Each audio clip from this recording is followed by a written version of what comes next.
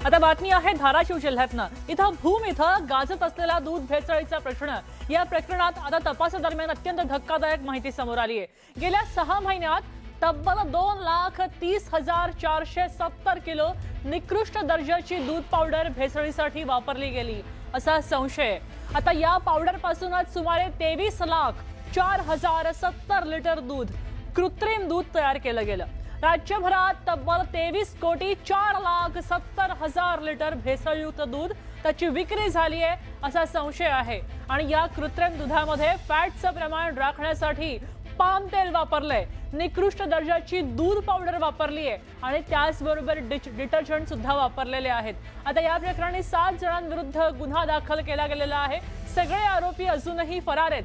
त्यांच्या शोधासाठी आता पोलिसांची विशेष पथकं सध्या कार्यरत झालेली आहेत।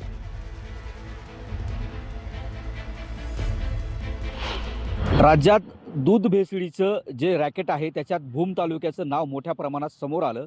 काही दिवसापूर्वीच अन्न औषध प्रशासनाच्या विभागानं ही जी आहे ती मधुबन ट्रेडर्स या कंपनीवरती जी आहे ती कारवाई केली। त्या कारवाईमध्ये जी पावडर आहे दूधात मिश्रित करायची ती पावडर वापरली गेली।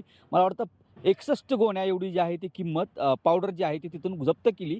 2,30,470 एवढ्या त्या किमतीची पावडर होती। मात्र आता ही पावडर ज्या दुधामध्ये मिसळली गेलेली आहे त्या 6 महिन्यात तब्बल 23,04,70,000 लिटर भेसळयुक्त दुधाची जी आहे ती विक्री झाल्याचा संशय जे आहे ते आता अन्न व औषध प्रशासनाला आलेला आहे व पोलीस प्रशासनाला आहे। आणि पोलिसांनी त्यानुसार आता जो आहे तो तपास सुरू केलेला आहे।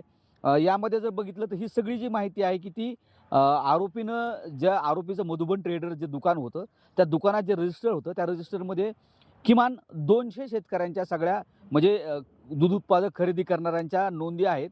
त्या 200 नोंदीमध्ये सगळ्या ह्या रजिस्टरमधून ज्या नोंदी त्याच्यातून ही माहिती समोर आलेली आहे। मिळालेल्या माहितीनुसार जे आपल्याला गेल्या 6 महिन्यात 2,30,470 किलो निकृष्ट दुधाचं पावडर भेसळीसाठी वापरण्यात आली आहे।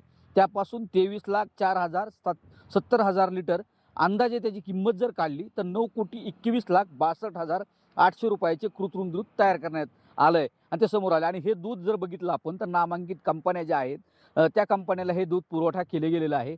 आता याच्यामध्ये तपासामध्ये जर बघितलं आपण तर 100 लिटर दुधामध्ये 10 लिटर कृत्रिम हे पावडर जी आहे ती मिसळली गेल्याचं समोर आलेलं आहे। म्हणजे आता ह्याचा जर एकूण बघितलं तर 100 लिटरचं दूध असेल तर ही 10 लिटरमध्येच ही पावडर टाकायची। त्याच्यापासून आपल्याला जर बघितलं तर त्याचा फॅट वाढणं किंवा ह्या गोष्टी वाढणं यासाठी मदत व्हायची। आणि याच्यात जर बघितलं गेलं तर आणखीन आपल्याला निरमा पावडर असेल, शॅम्पू असेल याचा देखील वापर केल्याचं या सगळं तपासात उघडलं। हे जरी तपासातले मुद्दे प्रामुख्याने असले तर प्रामुख्याने मुद्दा हा आहे की दुधात भेसळ कशा पद्धतीने केली जाते। धाराशिव जिल्ह्याचा विचार करता गेला तर भूम तालुका हा दूध उत्पादक तालुका म्हणून पाहिला जातो। मोठी पशुपालकाची संख्या आहे आणि भूम तालुक्यातलं दूध जे आहे ते नगर असेल, पुणे असेल किंवा संभाजीनगर असेल या ठिकाणी जातं। मात्र या मधुबन ट्रेडर्सवरची 61 गोण्या फक्त सापडल्या गेल्या। मात्र आता तपासात जी सगळी माहिती येते ती खूप धक्कादायक आहे। त्यामुळंच आता पोलिसांनी किंवा अन्न औषध प्रशासनानं गुन्हा दाखल केला आहे। हे 7चे 7 आरोपी फरार आहेत। या आरोपी लवकरात लवकर अटक व्हावी यासाठी पथकं देखील तैनात करण्यात। मात्र ज्या शरीरासाठी पौष्टिक किंवा ज्या बघितलं जातं त्यात दुधात अशा प्रकारची भेसळ झाली आहे आणि याच्यातला हा सगळा प्रकार बघितल्यावर निश्चितच गंभीर प्रकार म्हणावा लागेल। आता तपास जशा पद्धतीने होतं याचं पूर्ण खातरजमा करून किंवा याच्यातल्या पूर्ण आरोपींना कठोर शासन व्हावं एवढीच माफक अपेक्षा व्यक्त केली जाते आहे। सागर जाधवसह बालाजी निळफळ, न्यूज 18 मराठी, धाराशिव। संपूर्ण महाराष्ट्र हादरेल असा हा महाभयंकर आकडा आहे। 23 कोटी लिटर विषारी दूध महाराष्ट्राच्या पोटात गेलंय।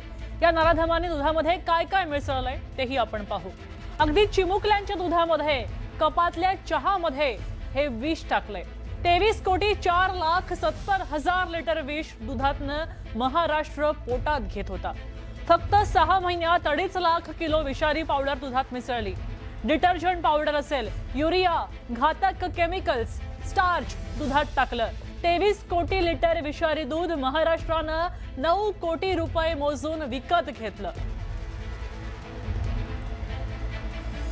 बाळासाहेब गोडगे म्हणून आहेत, तर त्यांच्याकडून आपल्याला त्यांना वे पावडर आणि वे परमिटेड पावडर आहे ती त्यांना मिळालेली आहे।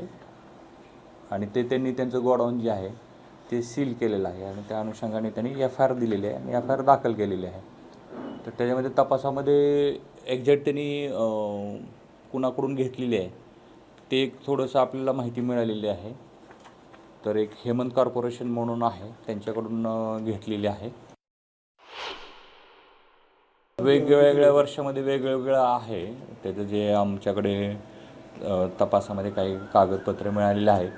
आणखी ठोस असं नाही आहे, परंतु एक प्रथमदर्शनी तरी आहे. त्यांनी 2024-25मध्ये जवळजवळ 1,98,00,000 आहे आणि 2025-26मध्ये 4,69,00,000 त्यांनी खरेदी केलेली आहे पावडर. ते पावडर त्यांनी एक्झॅक्ट कुठं वापरलेले आणि कशासाठी वापरलेले आहे ते आपल्याला आणखी 100% निष्पन्न झालेलं नाही. फक्त त्यांनी विकलेले आहे पुढे पावडर त्यांनी ते. बूममधील जो दूध भेसळ प्रकार जो घडला आहे त्याच्यामध्ये जो FIR नोंद झालेला आहे त्याच्यामध्ये पोलीस प्रशासन असतील किंवा अन्न भेसळ अधिकारी असेल यांना आमची विनंती राहील, एक सामान्य कार्यकर्ता, सामाजिक कार्यकर्ता, शेतकरी पुत्र म्हणून माझी विनंती राहील की लवकरात लवकर या सर्व FIRच्या माध्यमातून तपास करावा आणि जो काही दोषी आहे त्या दोषीवर कठोरातली कठोर कारवाई करावी, जेणेकरून हा बूम तालुक्यातल्या दुधाच्या वैभवाला जो काही काळिमा फासण्याचा प्रयत्न काही लोकांनी केला आहे तो तात्काळ त्या ठिकाणी बंद झाला पाहिजे. बघा, दुधाप्रमाणेच आता महाराष्ट्र चर्चेत आहे तो बोगस बियाणांमुळे.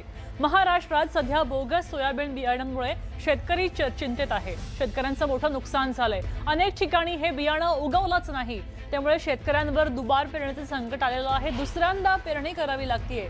या निकृष्ट बियाणांच्या तक्रारीनंतर कृषी विभाग आणि प्रशासनानं विविध कंपन्यांवर आता कडक फौजदारी गुन्हे दाखल करायला सुरुवात केली आहे.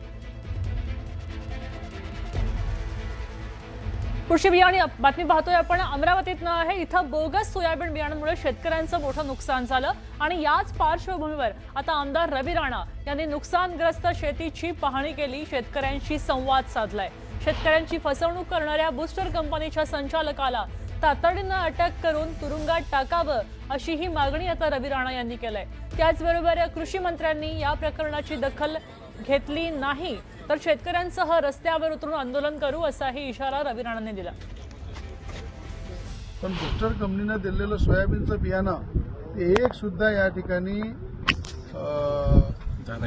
दाना सुद्धा निघाला नाही आहे आणि अशा परिस्थितीमध्ये शेतकऱ्याचं प्रचंड नुकसान झालेलं आहे की कृषी मंत्र्यांनी या ठिकाणी महाराष्ट्रामध्ये संभाजीनगरमध्ये जे बूस्टर कंपनीचं जे ऑफिस आहे किंवा कारखाना आहे त्या ठिकाणी ताबडतोब सील लावलं पाहिजे. बूस्टर कंपनीचा जो मालक आहे त्याला त्याच्या हाताला हतकड्या लावल्या पाहिजे, त्याला जेलामध्ये टाकलं पाहिजे. या जर शेतकऱ्याच्या व्यथा कृषी मंत्र्यांनी महाराष्ट्राच्या जाणल्या नाही तर याच्यावर तीव्र आंदोलन होईल.